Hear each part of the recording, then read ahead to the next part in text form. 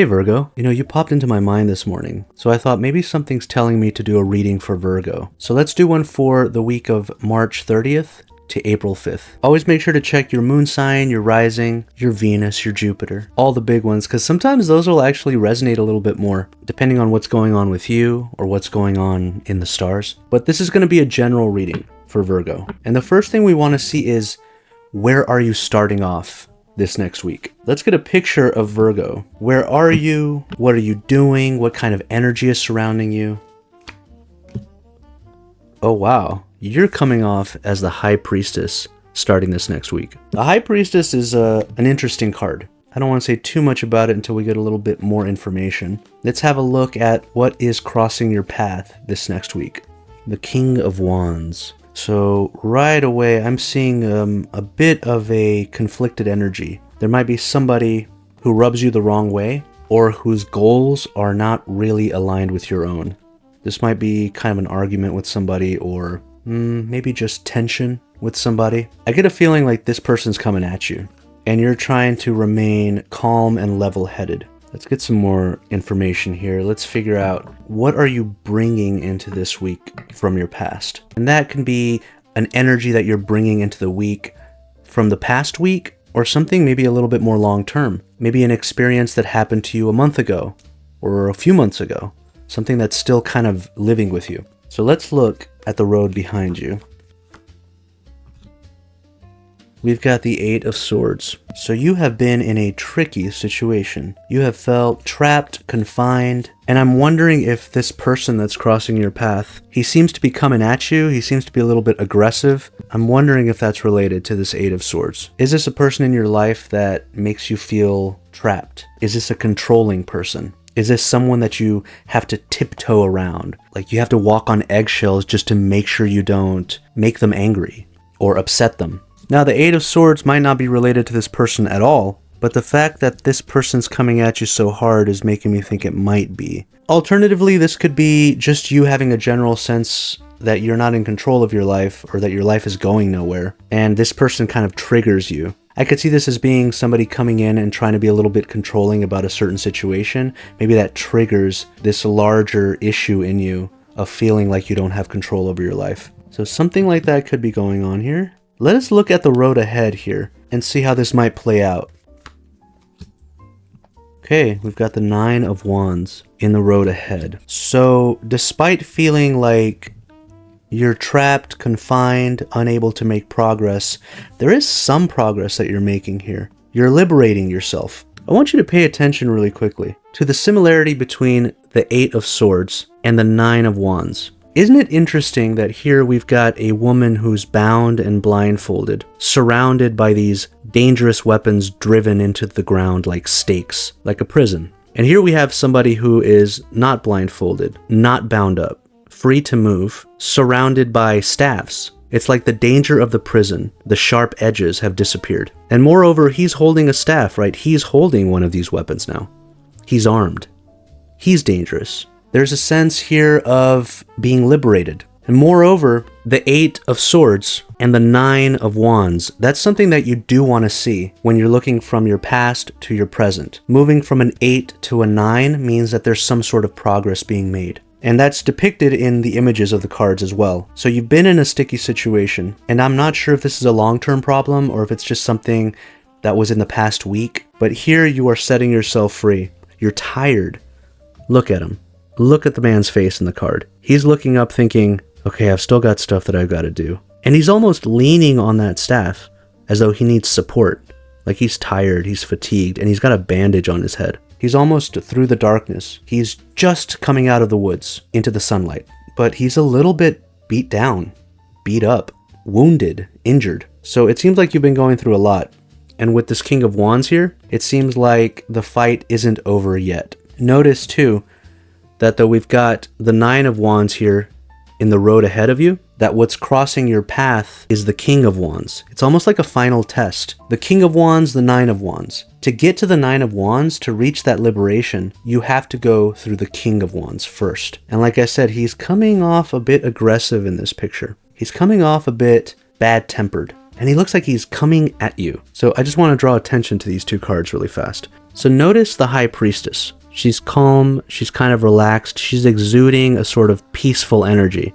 It's like you're trying to stay calm. Notice the tapestry behind her? That's a veil.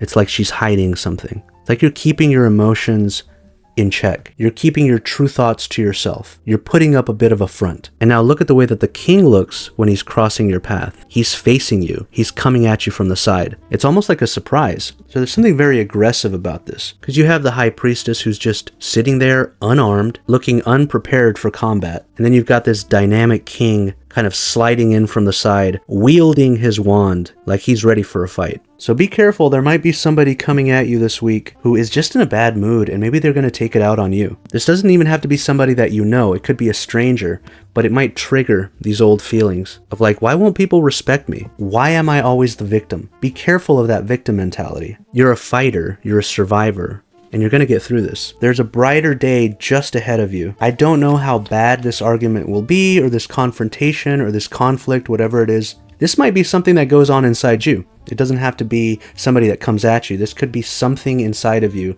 Maybe it's your own anger that you're dealing with. Maybe your temper flares up and surprises you, and it totally disrupts this calm front that you put on for other people. So if some of you like to pretend like you're always calm and collected, and like, oh, I don't get mad. Oh, I don't get upset. Oh, I'm cool. It's like that temper can flare up, and then everybody sees, oh, that's just a mask. There's something else underneath there. So that's a possibility as well.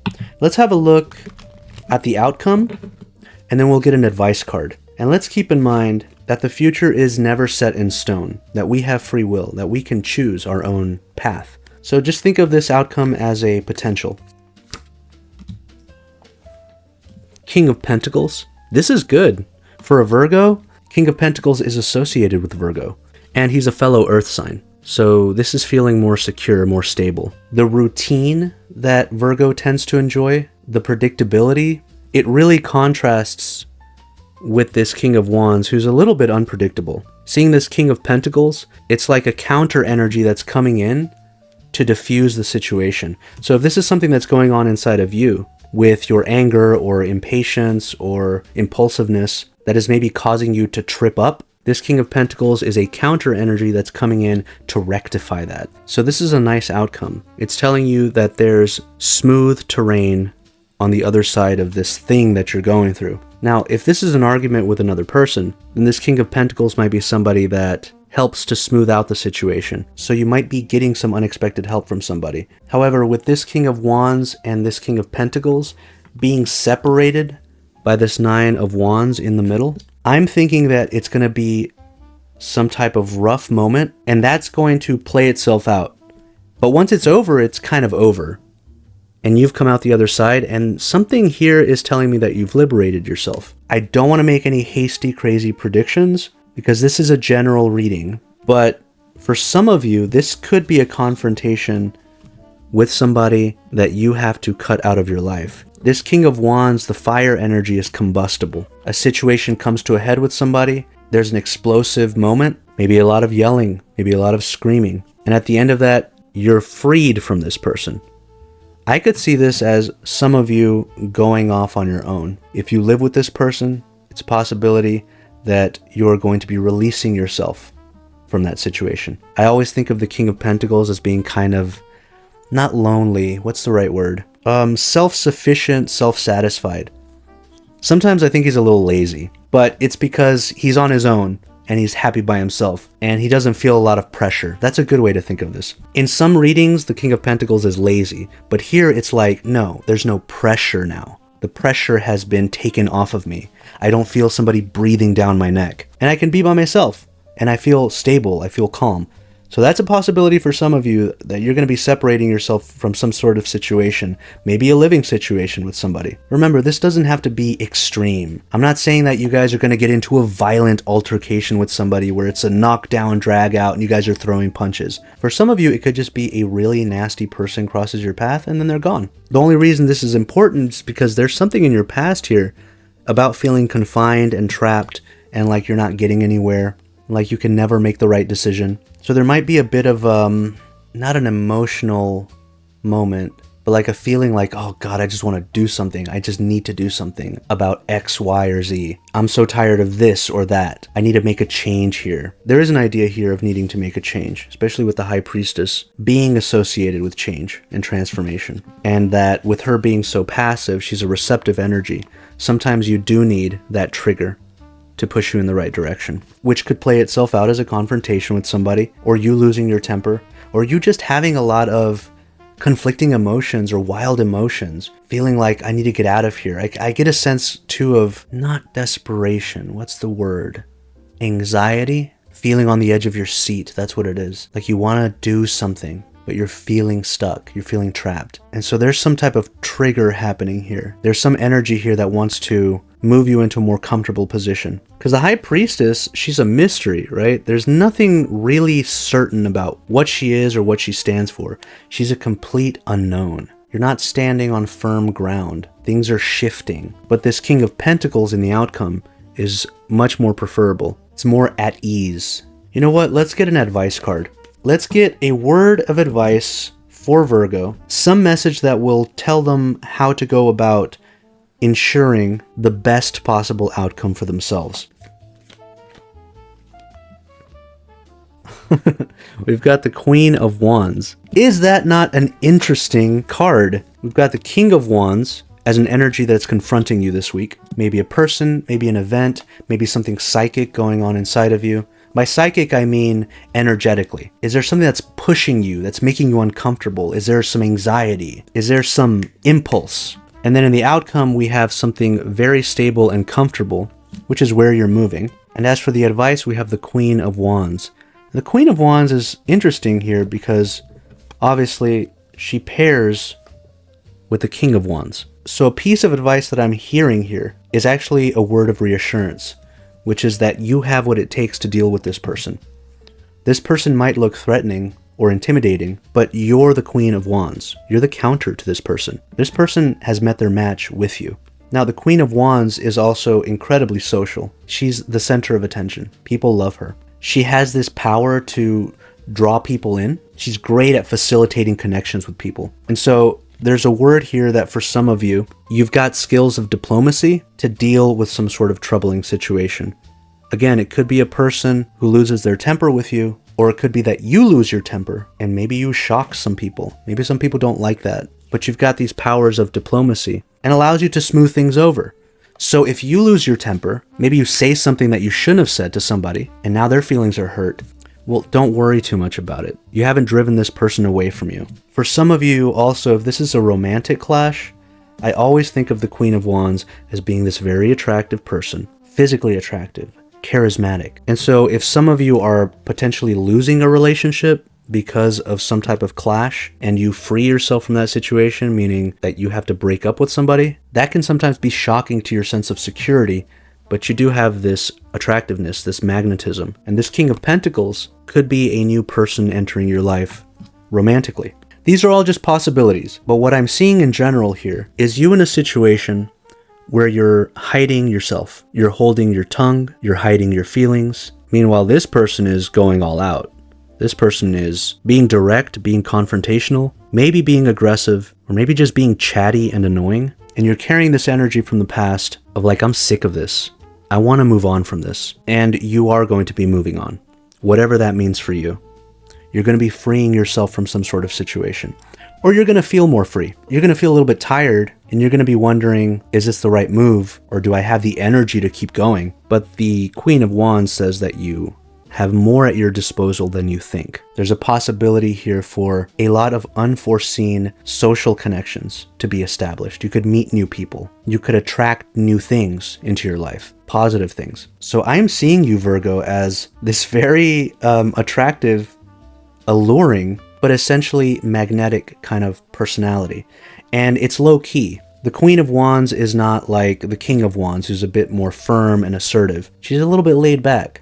So there's just something about your energy that is very pleasing to people. And it's leading you towards something good, which could be a new romantic partner, but it could just be a better life. I mean, just look at the King of Pentacles. Look at how absorbed he looks in that pentacle. And look how he's growing into all of the vegetation. He's got flowers in his crown. There's an old castle in the background. This whole thing feels like an ancient ruin, but he's part of it. He's at home there. He's an ancient power thriving in this old, comfortable, secure location. It's his domain. So I can see for some of you potentially an older romantic partner here, or moving into a new place, and maybe it's a bit of a fixer-upper, but you enjoy the work of fixing it up. Or of throwing yourself into an old hobby that you really love. The King of Pentacles is associated with Virgo, but it's also associated with Capricorn. There's something there about age, about something that's long-standing, that's established, that's secure. This could be you meeting somebody who is more secure, who is established in their career or in their field. This could be you establishing yourself in your own career